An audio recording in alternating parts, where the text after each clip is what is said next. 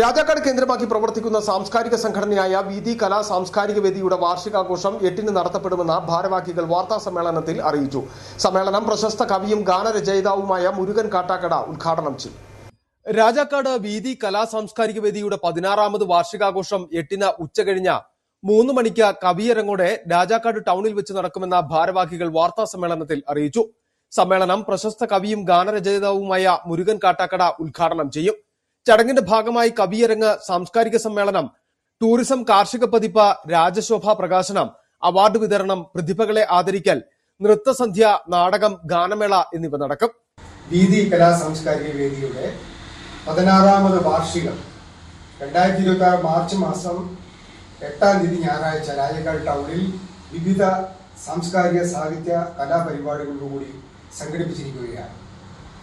ഈ പരിപാടിയുടെ ഉദ്ഘാടനം കേരളത്തിന്റെ ജനകീയ കവി ശ്രീ മുരുകൻ കാട്ടാക്കടയാണ് നിർവഹിക്കുന്നത്.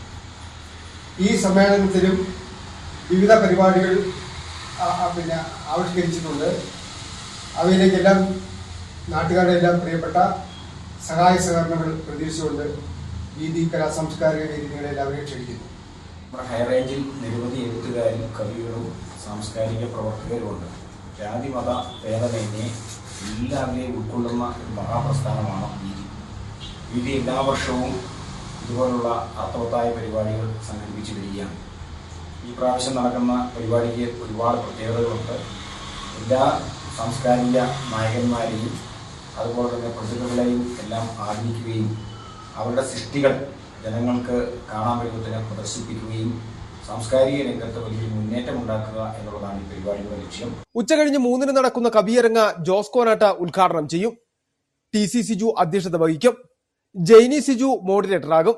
5-ന് നടക്കുന്ന സാംസ്കാരിക സമ്മേളനത്തിന്റെ ഉദ്ഘാടനം കവി മുരുകൻ കാട്ടാക്കട നിർവഹിക്കും.